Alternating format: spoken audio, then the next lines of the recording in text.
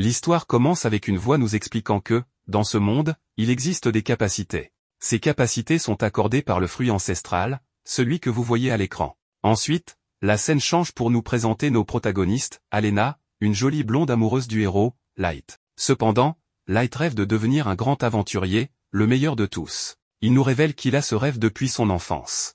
À ce moment précis, ils se dirigent vers l'église pour manger leur premier et dernier fruit ancestral. En effet, il est révélé plus tard que manger plus d'un fruit entraîne la mort. Light demande alors à Lena quel type de capacité elle souhaiterait avoir. Lena, sans hésitation, répond qu'elle aimerait obtenir une capacité qui lui permette de rester à ses côtés. En entendant cela, Light semble satisfait et lui dit qu'il espère qu'ils deviendront tous deux des aventuriers. À l'église, Lena est nerveuse, tandis que Light est confiant, persuadé qu'il réussira. Il ouvre la porte en se disant qu'il deviendra le plus grand aventurier de l'histoire. Soudain, nous voyons quelqu'un couper des raisins. Il s'agit de Light lui-même, qui rêvait autrefois de devenir aventurier. Light décrit les raisins avec enthousiasme, expliquant leur parfait équilibre entre douceur et acidité. Cependant, il se rappelle qu'il souhaitait devenir aventurier. C'est alors qu'il est révélé qu'il travaille désormais comme agriculteur, car le jour où il a mangé le fruit ancestral, il a été doté de la capacité liée au fruit. On assiste alors à un flashback datant de 3 mois, le jour où il a mangé le fruit. Une nonne blonde leur fait une brève introduction sur les fruits ancestraux,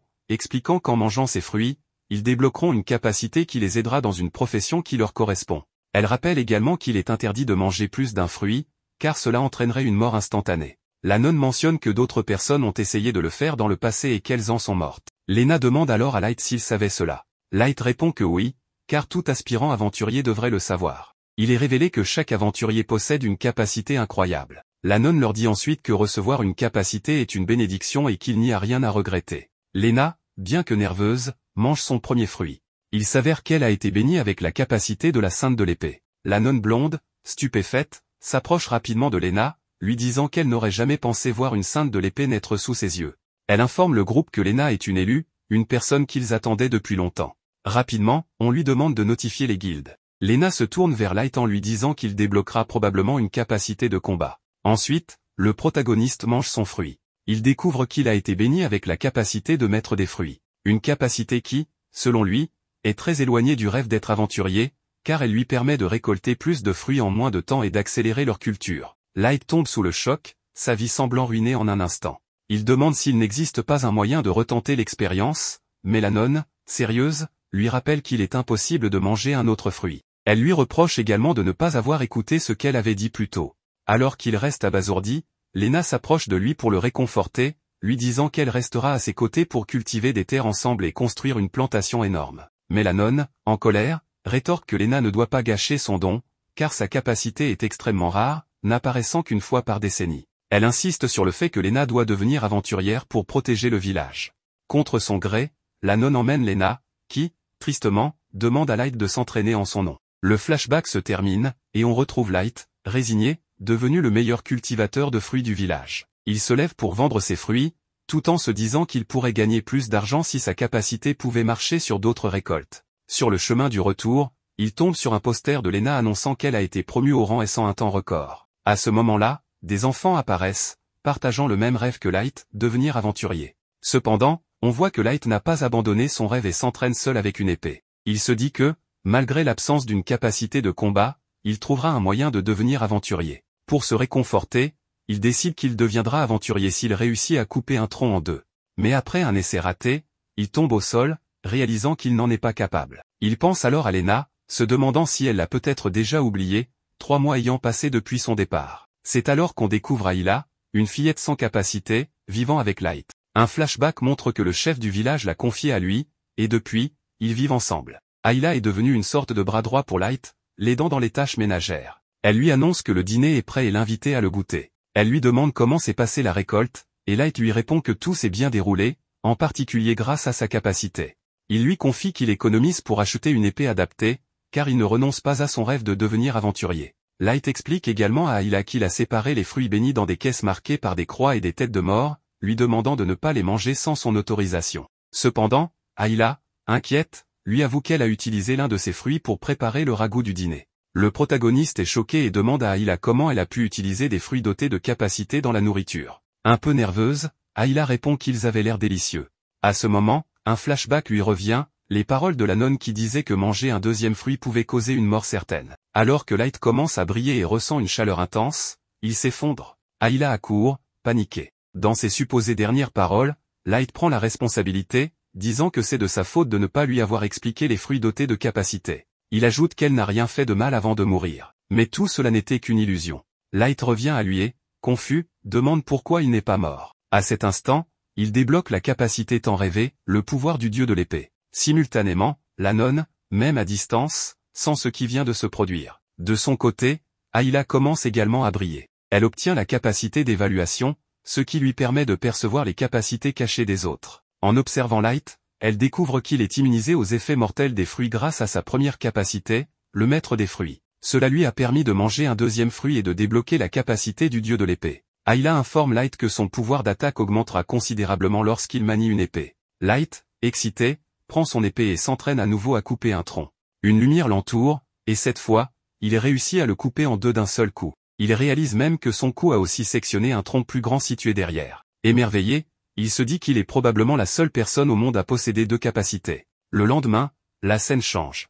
Light et Ayla savourent un grand morceau de pizza et se dirigent vers la guilde. Ayla, pleine de joie, exprime son excitation de visiter cet endroit pour la première fois. Light lui explique comment fonctionnent les récompenses, mais Ayla, gourmande, semble davantage attirée par les descriptions des mets. En cherchant des informations, Light tombe sur un portrait de Lena, magnifique avec son épée et son uniforme. Il confie qu'il aimerait la revoir, car elle lui manque. Il dit à Ayla de s'asseoir sur un banc et de l'attendre pendant qu'il va chercher une quête à l'accueil. Pendant son absence, Ayla profite de l'occasion pour utiliser sa compétence d'évaluation sur toutes les personnes présentes à la guilde. Elle est émerveillée par la diversité des compétences existantes, mais elle est également choquée par l'inutilité de certaines d'entre elles, comme ce type qui a une compétence qui lui inflige des dégâts. À ce moment-là, elle entend un tumulte près de l'accueil, alors elle jette un coup d'œil et découvre Light au milieu d'une dispute avec un des aventuriers de la guilde. L'un d'eux reconnaît Light et se moque de lui, disant qu'il était le gars qui vendait des fruits. Juste au moment où la tension monte, Ayla revient. Light, détendu, lui demande calmement de partir, ignorant les provocations des hommes. Un jeune homme, piqué par la provocation, dégaine son épée et tente d'attaquer Light. Cependant, Light bloque facilement l'attaque. Il réalise alors que tenir une épée améliore drastiquement ses capacités, même sous sa forme de base. Les amis de l'agresseur comprennent rapidement la situation et le persuadent de battre en retraite. Light, satisfait, annonce à Ayla qu'ils ont obtenu leur première mission, éliminer un Slim. Grâce à la capacité d'évaluation d'Ayla, il découvre que le Slim possède une défense très élevée. Light, furtif, s'approche du Slim, sort son épée, et le tranche en un seul coup. Il constate que sa vitesse a également augmenté en plus de sa force. Ayla, un peu coupable d'avoir blessé la créature, change rapidement d'avis lorsque Light la motive en parlant des récompenses, 10 pièces. Enthousiaste, elle l'encourage à continuer. Alors qu'il progresse, un cri retentit. Le groupe découvre que le jeune agresseur est attaqué par un ogre. L'ogre frappe violemment, projetant l'homme au loin. Light décide d'intervenir. Ayla lui signale que l'ogre semble désormais focalisé sur lui. Un peu nerveux, Light esquive habilement les attaques, mais Ayla lui rappelle que la capacité du dieu de l'épée augmente uniquement son attaque, pas sa défense physique. Un coup direct de l'ogre pourrait lui être fatal. Light se prépare à attaquer, se remémorant Lena, déterminé à réussir, peu importe le prix. Il active pleinement son pouvoir et, avec un seul coup d'épée, terrasse l'ogre. Le monstre ne bouge plus, et le danger est écarté. Ayla court vers Light pour s'assurer qu'il va bien. La scène change, et les agresseurs, initialement en fuite, reviennent pour observer la bataille. Light retourne à la guilde, où tous sont stupéfaits d'apprendre qu'il a non seulement vaincu le Slim, mais également un ogre. La réceptionniste lui demande d'attendre un instant. Les amis du jeune homme agressif s'approchent alors de Light, mais un événement inattendu interrompt la conversation. Lena fait son retour au sein de la guilde. En la voyant, Light bondit à travers la foule pour la rejoindre. Cependant, Lena déclare qu'il la confond avec quelqu'un d'autre. Light, choqué, reste figé. Light est dévasté et ne peut pas croire que Lena l'ait oublié après seulement 3 mois. Il reste là, bouche bée. Ayla, ne comprenant pas ce qui ne va pas, essaie de lui remonter le moral en lui proposant d'aller manger une pizza ensemble. Elle insiste, mais Light reste déprimé, alors Ayla le menace de manger toute la pizza si elle n'arrive pas à le secouer. Light a dépensé beaucoup d'argent pour cette pizza, alors, malgré sa tristesse concernant Lena, il ne peut pas se permettre de la gaspiller. Cependant, il mange si vite qu'il finit par s'étouffer, mais heureusement, quelqu'un lui tend un verre d'eau. En levant les yeux pour remercier la personne, il découvre, à sa grande surprise, que c'est Lena. Il est sur le point de crier son nom, mais Lena lui couvre la bouche et lui dit de rester silencieux, sinon Groose les entendra. Elle s'assoit à leur table, et Ayla se présente puisqu'elle rencontre Lena pour la première fois. Sans tarder, Light demande à Lena ce qu'elle fait à la guilde. En réalité, Lena se posait la même question à propos de Light, car elle ne s'attendait pas à le voir à la guilde. Light explique fièrement qu'il est devenu aventurier avec Ayla et raconte toute l'histoire de l'incident du fruit de compétence qui lui a permis d'acquérir une seconde compétence. Lena semble sincèrement heureuse pour lui, car cela signifie qu'il peut enfin réaliser son rêve. Light demande alors à Lena comment se passe son temps avec le groupe de rang S, Sacred. Mais à en juger par son expression, cela ne semble pas très agréable. Elle explique qu'elle est essentiellement forcée de combattre avec un groupe de personnes sélectionnées par la Sainte Sœur. Bien que la paix soit excellente, l'atmosphère est plus toxique que du monoxyde de carbone. Elle conseille donc à Light de rester loin de Sacred s'il veut profiter de sa vie d'aventurier. Light, perplexe, ne comprend pas ce qui cloche avec Sacred, car il en a entendu beaucoup de bien. Lena raconte alors un incident survenu 2 mois plus tôt, lorsqu'ils ont affronté un serpent géant. Les serpents étant faibles au feu, Groose a ordonné au mage de l'attaquer, mais ce dernier a été trop zélé et a également incendié une ferme voisine. Quand Lena a voulu signaler l'incendie pour l'éteindre, Groose n'en avait rien à faire, considérant que leur mission était accomplie une fois le serpent tué. La Sainte Sœur, informée de l'incident, s'en préoccupait encore moins, disant que seule leur gloire en tant que héros comptait. Lena ne révèle pas directement à Light les idéaux tordus de son équipe, mais il devine qu'elle est malheureuse. Il lui propose alors de se joindre à lui et à Ayla, mais elle refuse, disant qu'elle ne peut pas quitter Sacred à cause de certaines circonstances. Même si elle affirme que tout va bien, Light remarque ses larmes et sait que quelque chose ne va pas. Lena, ne voulant pas l'impliquer dans ses problèmes, quitte la table. Plus tard, Light se rend au comptoir pour récupérer sa récompense pour avoir tué l'ogre et reçoit 10 000 pièces d'or, une somme qu'il n'avait jamais vue auparavant. Cependant, il ne peut pas se réjouir, étant préoccupé par Lena. Ayla suggère alors qu'il parle directement à Groose, le chef du groupe Sacred, dont la porte du salon est ouverte. Dans le salon, Groose se vante de ses exploits devant 2 dames, racontant notamment comment il a terrassé un grizzly maléfique. La réceptionniste entre pour l'informer qu'un village a porté plainte contre lui. Ils affirment que l'attaque de feu utilisée par Sacred a asséché leur réservoir d'eau. Groose balaie la plainte en prétextant que les dommages collatéraux sont inévitables. En réalité, il prend plaisir à causer des problèmes aux faibles, qu'il considère comme insignifiants. Light, ayant tout entendu, est furieux. Il exige que Groose libère Lena de Sacred, voyant qu'elle souffre, mais Groose ne le prend pas au sérieux et appelle la sécurité pour expulser Light du salon. Ayla se précipite aux côtés de Light pour lui demander s'il va bien, et Light répond qu'il n'a rien de grave. Cependant, les autres aventuriers avertissent Light qu'il ne faut pas provoquer Groose. Même s'il est exécrable, l'énervé reviendrait à s'attirer les foudres de la Sainte Sœur. Et si elle a une dent contre vous, vous pouvez dire adieu à votre carrière d'aventurier. Le lendemain, tous les membres de Sacred se réunissent dans le salon, où ils savourent leur grandeur autoproclamée. Lena, cependant, repense à ce que Light lui a dit à propos de quitter Sacred si cela la rendait si malheureuse. Elle finit par rassembler son courage et déclare à tout le monde qu'elle souhaite vivre selon son propre code moral en tant qu'aventurière, raison pour laquelle elle quitte Sacred immédiatement. Alors qu'elle s'apprête à partir, Groose se précipite devant elle et menace de la tuer pour avoir osé le défier. Lena est sur le point de dégainer son épée pour se défendre, mais elle réalise qu'avec sa compétence de sainte épéiste, il lui serait toujours impossible de vaincre Groose en combat singulier. Elle est donc contrainte de se soumettre et retire sa main de son arme. Groose lui assène une gifle qui la projette au sol, puis commence un discours moralisateur à moitié convaincant sur la nécessité de persévérer pour le bien des gens que leur groupe sauvera à l'avenir. Il affirme qu'elle devra persévérer jusqu'au jour où elle mourra au combat. Ce même jour, le groupe Sacred est sur le point de quitter la ville, et Lena s'est résignée à une vie d'asservissement sous les ordres de Groose. Cependant, alors qu'ils s'apprêtent à partir, leur chemin est bloqué par Light. Groose lui demande pourquoi il se tient en travers de leur chemin. Light déclare alors qu'il est venu chercher son ami. Il dit à Lena qu'Ayla et lui prévoit de chasser des monstres et qu'ils aimeraient qu'elle les accompagne. Après tout, ils ont fait une promesse, devenir aventuriers ensemble, et il a l'intention de tenir cette promesse. Lena se souvient de cette promesse et aimerait suivre Light, mais elle n'a pas la force de s'opposer à Groose.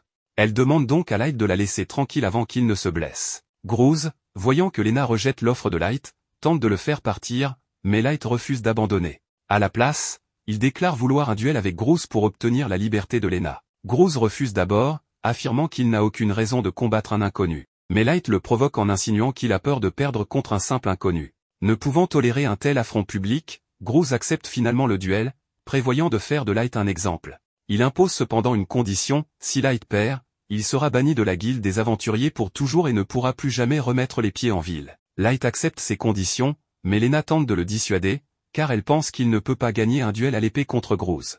Le combat commence, et Groose dégaine son épée. Avant qu'il n'attaque, Ayla scanne ses compétences et avertit Light que Groose possède la compétence vitesse divine, qui lui permet de combler la distance avec son adversaire presque instantanément. Light se prépare avec son épée, mais pour équilibrer les choses, il annonce qu'il possède les compétences maître des fruits et dieu de l'épée. Groose ne le croit pas, jugeant impossible que quelqu'un puisse avoir deux compétences. Groose se précipite pour attaquer, et Light peine à voir venir le coup, mais il parvient à le bloquer. Groose enchaîne alors les attaques, forçant Light à adopter une posture défensive, incapable de suivre le rythme. Light finit par créer un peu de distance entre eux, mais celle-ci est de courte durée, car Groose apparaît derrière lui et lui assène un coup de genou dans le flanc. Où qu'il soit sur le champ de bataille, Groose peut apparaître instantanément à portée. Il n'y a aucun endroit sûr pour Light.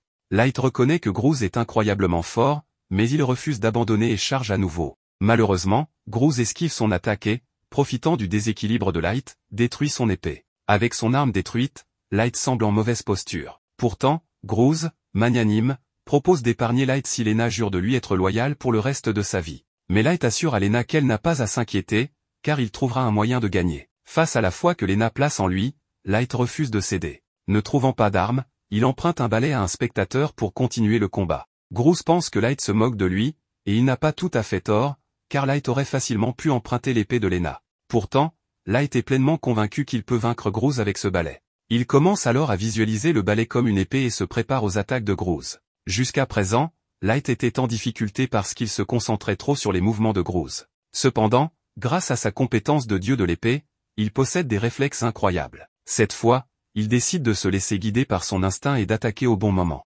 Avec cette nouvelle stratégie, le corps de Light réagit automatiquement dès que Groose se trouve à portée. Il utilise alors le balai pour frapper Groose au visage si fort qu'il est projeté contre un mur de briques. Groose s'effondre, inconscient, et Light est officiellement déclaré vainqueur du duel. Pour bien marquer son point, Light se tourne vers les autres membres de sa crède et les avertit, s'ils osent s'en prendre à Lena à nouveau, ils devront affronter sa colère. Il se retourne ensuite vers Lena et lui annonce qu'elle est enfin libre. Une fois encore, il l'invitait à rejoindre son équipe, et Lena accepte avec joie. Une semaine s'est écoulée depuis le duel entre Light et Groose, et peu de choses ont changé. Light continue de faire pousser ses fruits, son activité principale, mais il est désormais accompagné de Lena, ce qui le rend beaucoup plus heureux. Lena a préparé le déjeuner pour tout le monde, et pendant qu'il mange, elle interroge Light sur les blessures qu'il a subies en affrontant Groose. Light lui assure qu'il se sent très bien maintenant et qu'il peut enfin partir en mission avec elle. Cela aurait normalement été un rêve devenu réalité pour Light, mais un problème persiste. De temps en temps, Lena reçoit la visite d'un émissaire envoyé par la Sainte Sœur. Depuis une semaine, ces émissaires tentent de convaincre Lena de rencontrer la Sainte Sœur pour discuter de sa décision de quitter sa crède. Lena refuse catégoriquement, affirmant qu'il n'y a rien à discuter et que rien ne pourra lui faire changer d'avis. Malheureusement, en raison de la rancune de la Sainte Sœur à leur égard, Lena et Light sont désormais ciblés. Quand ils se rendent à la guilde pour choisir une quête, ils ne se voient proposer que les pires missions, comme tuer des rats dans les égouts. Ces tâches paient très peu, et leurs finances deviennent difficiles. Pourtant, Lena ne semble pas contrariée. Cela lui permet d'aider directement les gens en reconstruisant des maisons détruites, en nettoyant les égouts ou en retrouvant des chats disparus. À la fin de la journée, ils n'ont gagné que 100 pièces, à peine de quoi acheter 3 pizzas. Mais même avec un salaire aussi bas, Lena est beaucoup plus heureuse maintenant qu'elle peut véritablement rendre les gens heureux. De son côté, Light s'amuse plus que jamais. Pendant ce temps, dans la cathédrale de la Sainte Sœur, celle-ci informe son assistant qu'elle prévoit de confier à l'équipe de Lena une vraie mission très bientôt. Cependant, cette mission est de rang S, l'un des niveaux les plus difficiles. Il est possible qu'elle espère secrètement que Light y trouve la mort. Light, Ayla et Lena, heureux, ils se rendent à la guilde des aventuriers pour s'inscrire officiellement à la mission de rang S, impatients d'avoir enfin l'opportunité de prouver leur valeur, même si les intentions de la Sainte Sœur derrière cette tâche sont malveillantes. Le réceptionniste de la guilde leur demande s'ils sont vraiment sûrs de vouloir s'engager et s'ils seront capables de gérer une telle mission. Light répond en affirmant que leur équipe est assez forte pour relever ce défi. Le réceptionniste le remercie pour son courage et lui conseille d'agir rapidement, car chaque minute compte. Lena interroge le réceptionniste sur les détails de la mission, notamment le type de monstre qu'ils devront affronter, mais celui-ci avoue ne rien savoir à ce sujet. Il explique que, il y a 2 mois, une équipe d'aventuriers s'était rendue dans la vallée obscure pour effectuer un recensement des monstres, mais n'était jamais revenue, disparaissant complètement. Pour les retrouver, d'autres équipes d'aventuriers avaient été envoyées, mais elles aussi avaient disparu, l'une après l'autre. Au total, 18 aventuriers de rang AB ont disparu en 2 mois, ce qui fait hésiter Light, qui ne s'attendait pas à une mission aussi imprévisible et effrayante. En consultant la liste des aventuriers disparus, Lena reconnaît certains d'entre eux comme ses anciens mentors, ceux qui lui ont tout appris lorsqu'elle a commencé sa carrière d'aventurière dans cette ville. Personne ne sait ce qui se passe dans cette région, et la seule information connue est que tous les aventuriers disparus se sont rendus dans l'ancien manoir du comte de Mont. Le manoir, qui semble hanté, a été construit il y a 30 ans par un homme ayant fait fortune en tant qu'aventurier. Cependant, aucun document n'indique quelles compétences il possédait. Lorsque le comte est décédé il y a quelques années, le manoir a été laissé à l'abandon. Le réceptionniste informe de nouveau le groupe de Light sur les conditions de la quête, ils doivent retrouver tous les aventuriers disparus et déterminer la cause de leur disparition. En apprenant tout cela, Lena est convaincue que la Sainte Sœur leur a attribué cette mission pour les faire disparaître à leur tour. Elle demande au réceptionniste pourquoi la guilde proposerait une telle quête, qui n'est même pas adaptée aux aventuriers de rang B, et encore moins à des novices comme Light et Ayla. Le réceptionniste est d'accord avec Lena, mais explique qu'il ne peut rien y faire, car cette mission a été imposée par les supérieurs. Lena envisage alors de se retirer, mais Light a d'autres plans, il est intrigué par l'idée de se rendre dans cette vallée mystérieuse et encore plus par celle d'explorer le fameux manoir hanté. Avant de les laisser partir, le réceptionniste leur demande s'ils comptent emmener la petite fille avec eux. Light répond que la fillette est fiable et possède la compétence d'évaluation. Avec les procédures officielles terminées, le groupe se met en route. Une fois sur les lieux, ne voyant pas de chemin visible pour atteindre le manoir, le groupe emprunte un sentier de montagne étroit. En s'approchant, Light se demande comment un simple aventurier a pu gagner assez d'argent pour construire un tel château. Chacun commence à partager ses rêves sur ce qu'il ferait avec une grande fortune. Trop excité, Ayla trébuche accidentellement et tombe du bord, entraînant Light et Lena avec elle. Grâce à sa vivacité d'esprit, Light ralentit leur chute en manipulant la pression de l'air avec son épée, leur permettant d'atterrir sur leurs pieds. Mais à peine ont-ils touché le sol qu'ils se retrouvent entourés de monstres effrayants. En observant de plus près, Light réalise qu'il s'agit de versions zombifiées des aventuriers disparus. Ayla utilise sa compétence d'évaluation et découvre que ces créatures sont des morts-vivants porteurs d'une malédiction capable de transformer tout être vivant en mort-vivant par une simple morsure. Elle détermine également que ces morts-vivants conservent les compétences qu'ils possédaient de leurs vivants, rendant le combat encore plus périlleux.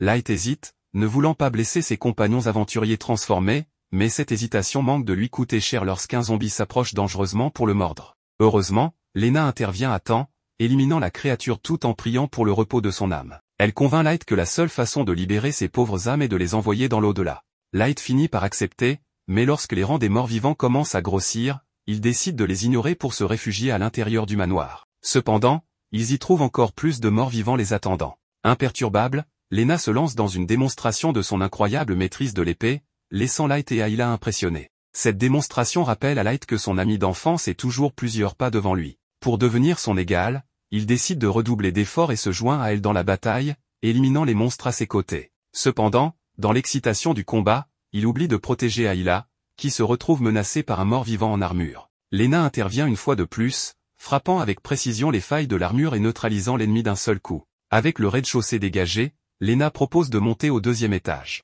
Mais avant cela, Light se demande pourquoi il y a tant de morts-vivants alors que seulement 18 aventuriers ont été portés disparus. Lena conclut que d'autres morts-vivants sauvages se sont probablement mélangés aux aventuriers zombifiés. Déterminé à percer le mystère, il monte au 2e étage et découvre un immense tableau représentant le défunt comte. Alors qu'ils avancent, une mystérieuse femme aux cheveux étrangement longs danse dans l'ombre, attendant leur arrivée. En traversant un passage sinistre, ils sont attaqués par des zombies surgissant des ténèbres, compliquant leur défense. Light remarque que certains zombies semblent agir de manière autonome. Ayla utilise sa compétence d'évaluation et découvre que les zombies sont contrôlés, probablement par un maître. En examinant les environs, Light remarque des fils de toile d'araignée menant à un couloir sombre. Ayla confirme que ces fils transmettent de la magie aux zombies. Comprenant que le maître des zombies se trouve probablement au bout du couloir, il décide de foncer. Ils arrivent devant une grande portée, en l'ouvrant, découvrent une pièce vide. Lena leur apprend qu'il s'agit d'une salle de bal. Pendant que Light s'égare dans des pensées absurdes sur le sport, la maîtresse des zombies, la femme dansante, se dévoile. Elle les accueille en affirmant qu'elle les attendait depuis longtemps. Light, se sentant héroïque, exige de savoir qui elle est. Sans tarder, elle se présente, Dratna, membre d'un groupe maléfique appelé Black Swan. Alors que Light sous-estime Dratna en pensant qu'elle serait une proie facile, il se rend compte trop tard qu'il est entouré d'une armée de zombies, prêts à faire face à une confrontation terrifiante. Ayla, grâce à sa compétence d'évaluation, découvre rapidement que Dratna est une nécromancienne capable de contrôler des corps sans vie et des monstres de type esprit. Elle peut également utiliser les compétences de ces créatures, ce qui la rend redoutable. En apprenant que ses pouvoirs ont été démasqués, Dratna s'imagine déjà faire taire Ayla, qu'elle considère comme un agaçant perroquet bavard. Light, réalisant que le combat sera difficile, tente d'éviter une confrontation en essayant de convaincre Dratna de se joindre à eux. Mais à sa grande surprise, elle révèle que sa mission est de mettre fin à sa vie misérable. Sans perdre de temps, elle envoie des zombies l'attaquer depuis les hauteurs, mais Light les tranche avec habileté. Il lui demande qui l'a envoyé, mais elle refuse de répondre tout en se préparant à une attaque. En parallèle, Light interroge Lena au sujet de Black Swan. Elle avoue ne jamais avoir entendu parler de ce groupe ni de quelqu'un possédant des compétences de nécromancie comme celles de Dratna. Agacée par leurs questions, Dratna passe à une attaque totale. Tandis que les monstres se jettent sur eux, Light et Lena les éliminent un à un.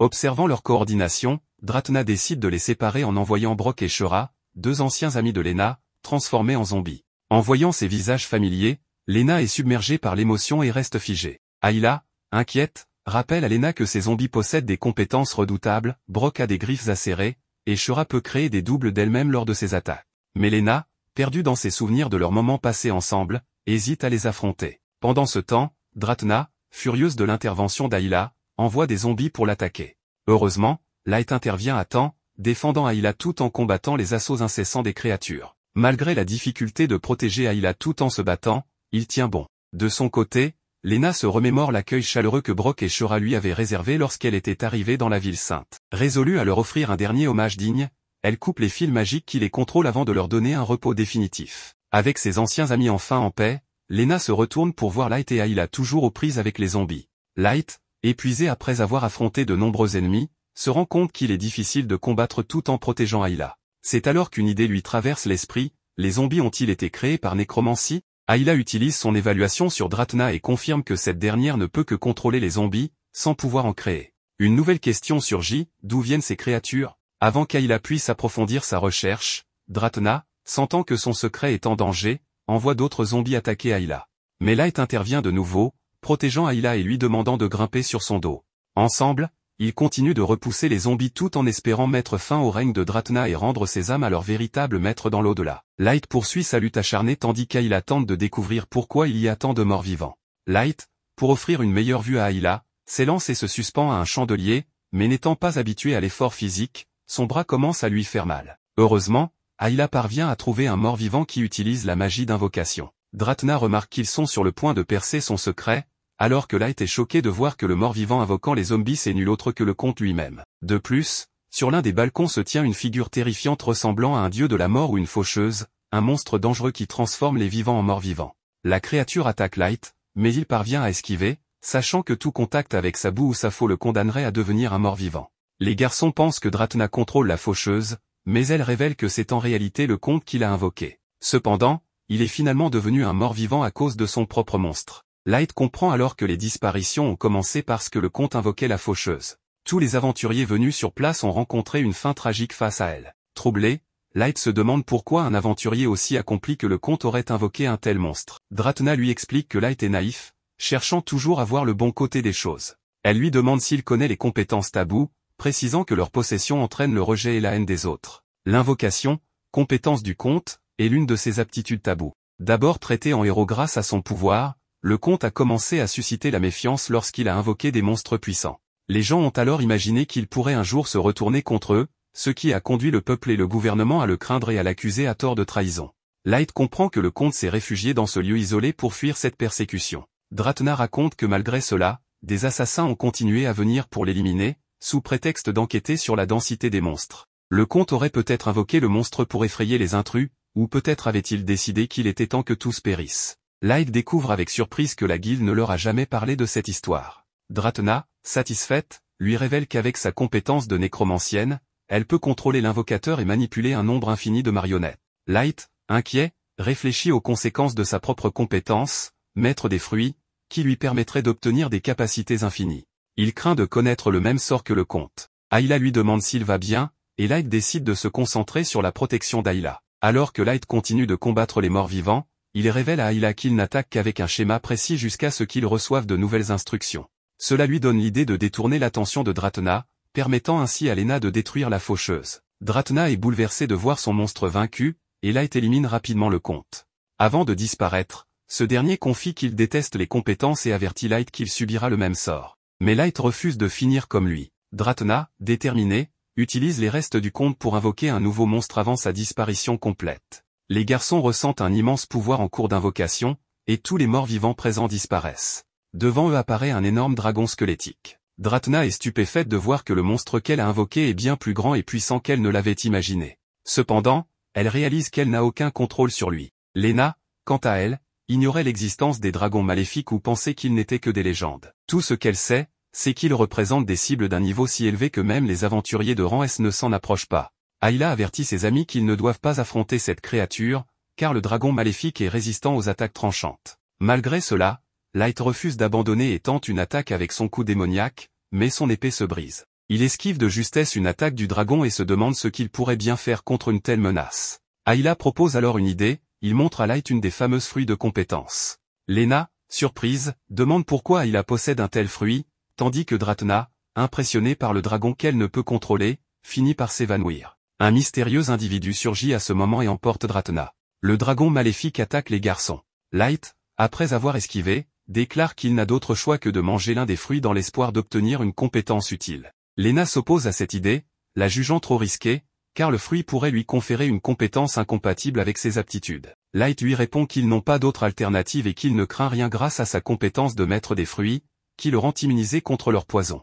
En mangeant le fruit, il ressent une sensation inquiétante. Pendant que Lena bloque les attaques du dragon, Ayla évalue la nouvelle compétence de Light et lui annonce qu'il a obtenu une résistance aux insectes. Light, sarcastique, demande si, par hasard, les dragons pourraient être considérés comme des insectes. Le dragon continue de les attaquer, et Lena protège autant qu'elle peut le groupe. Light, désespéré, demande à Ayla 2 fruits supplémentaires. Bien qu'Ayla soit terrifiée par les possibles effets sur le corps de Light, il n'a pas le temps d'hésiter. Light mange les 2 fruits. Ayla l'évalue à nouveau et, ironiquement, l'envie pour une compétence appelée charmeur de chat, bien qu'elle soit inutile dans la situation actuelle. En revanche, sa deuxième compétence augmente la durabilité des armes, mais cela arrive trop tard, son épée étant déjà brisée. Soudain, le corps de Light commence à brûler, car les effets secondaires des fruits doublent lorsqu'ils sont consommés en excès. Ayla avertit Light qu'il ne pourra plus bouger s'il continue ainsi. Pendant ce temps, la lame de Lena se brise également. Elle se sent impuissante, car ses attaques n'ont aucun effet sur le dragon. D'un coup de queue, le dragon projette Lena contre un mur. Light, acculé, mange un dernier fruit dans l'espoir d'obtenir une compétence utile. Sa main commence à briller, le laissant stupéfait. Alors que Lena est au bord de l'inconscience, Light distrait le dragon en lui lançant une pierre pour attirer son attention. Il s'excuse auprès de Lena pour son retard. De l'autre côté, nous voyons la sœur sacrée, furieuse, observant son miroir avec colère. Revenant au garçon, Lena demande à Ayla quelle compétence Light a obtenue. Cette dernière révèle qu'il s'agit de la compétence fée du sommeil, capable d'endormir toute personne inhalant sa poussière. Light tente alors d'endormir l'énorme dragon, mais celui-ci lutte pour rester éveillé et commence à provoquer des ravages. Ayla informe Light que le dragon dissipe la poussière avant qu'elle ne l'atteigne. En apercevant la pointe de son épée sur le sol, Light demande à Ayla jusqu'à quelle distance la poussière de sommeil peut s'éloigner de lui. Elle répond que la limite est de 3 mètres. Avec cette information, Light saisit la pointe de son épée et la lance au plafond, provoquant son effondrement. Il utilise les débris comme impulsion pour s'approcher du dragon. Désormais suffisamment proche, le dragon ne peut plus éviter la poussière de sommeil et finit par s'endormir. Enfin, Light rejoint Lena et Ayla et leur annonce qu'il est temps de quitter cet endroit. Alors que tout commence à s'effondrer autour d'eux, Lena aperçoit un objet au sol, le ramasse et s'échappe avec ses compagnons juste avant que le château ne s'écroule complètement. Une fois dehors, Light suggère qu'il est temps de récupérer leur récompense, de se reposer et de savourer un bon repas. Cependant, dans une scène suivante, alors qu'ils reviennent en ville, Light est visiblement en mauvais état. Il s'accroche aux rênes du cheval, tentant de tenir bon. Un peu plus tard, ils atteignent enfin la ville. Lena demande aux gardes d'ouvrir les portes, et Light en profite pour remercier Ayla, reconnaissant que sans elle, il n'aurait pas réussi. Il s'apprête également à féliciter Lena, mais s'effondre avant d'y parvenir, provoquant l'inquiétude des 2 filles. Pendant ce temps, dans le sanctuaire de la sœur sacrée, on découvre que c'est elle qui avait envoyé Dratna pour éliminer Light. Elle interroge l'associé de Dratna sur ce qu'il pense du maître des fruits. Celui-ci répond qu'il a été surpris de voir Light vaincre le dragon maléfique, mais qu'il estime que Light ne représente pas une menace pour Black Swan. Après son départ, la sœur sacrée admet qu'elle ne s'attendait pas à ce que Light soit si puissant. Elle se demande si cela provient du pouvoir de la prieuré ou de quelque chose d'encore plus spécial.